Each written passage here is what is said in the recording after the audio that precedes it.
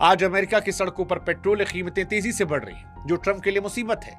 Europe की हालत और खराब हो जाएगी क्योंकि वो अपनी रसोई गैस के लिए पूरी तरह कतर की सप्लाई पर निर्भर है, जिसका रास्ता ईरान ने रोका है।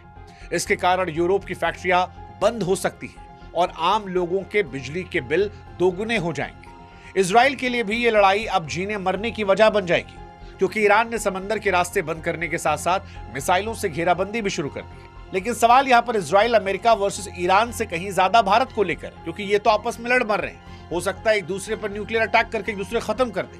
सवाल यह है कि भारत ईरान की दोस्ती वाली लिस्ट से क्या बाहर है, और जो 1100 भारतीय नाविक फंसे हैं उनकी जान का जिम्मेदार कौन है? क्योंकि आज सबसे चर्चा इसी बात को लेकर हो रही है कि भारत सरकार ने ईरान के मसले को लेकर स्टैंड नहीं किया। बहुत देर से सही भारत की तरफ से एक औपचारिक बयान सामने आया कि खामनेई की मौत से उन्हें दुख है, श्रद्धांजलि दी गई। भारत ने अब तक ईरान के मसले को लेकर कहीं स्टैंड नहीं लिया, चाहे वो उनकी नौसेना की बात की जाए जिसे अमेरिका ने डुबो दिया, या खामनेई की मौत की बात की जाए, 160 बच्चों की बात की जाए। और वहीं से भारत के विपक्ष ने आरोप लगाया कि जब भारत ने स्टैंड नहीं लिया तो ईरान ने रूस और चीन के जहाज सुरक्षित निकालने का रास्ता दिया, लेकिन भारत के लिए मना कर दिया। अब भारत के 37 जहाज और 1100 नाविक वहां मौत के साए में फंसे हैं। भारत ईरान की दोस्तों की लिस्ट में नहीं है। यह दावा भारत में विपक्ष की तरफ से किया गया है।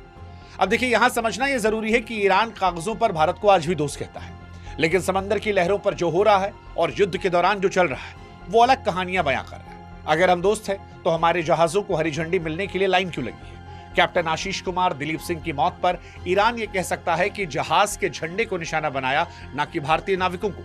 लेकिन सवाल फिर वही है, क्या ईरान को पता नहीं था कि उस जहाज की जान, उसके नाविक भारतीय हैं? यह हमला बताता है कि युद्ध की आग में दोस्ती से ज्यादा दुश्मनी हावी हो रही है। भारत के लिए बड़ा संकट है, क्योंकि एक तरफ अमेरिका का दबाव है, दूसरी तरफ हमारी गैस और तेल की जरूरत।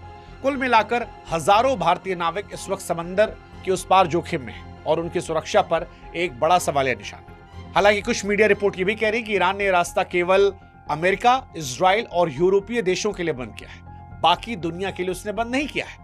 लेकिन इसको लेकर क्योंकि छन छन कर खबर आ रही है, इसके लिए पूरी स्पष्टता होना जरूरी है। अगर ये रास्ता केवल चीन और रूस के लिए खुला है तो फिर इस युद्ध का खामियाजा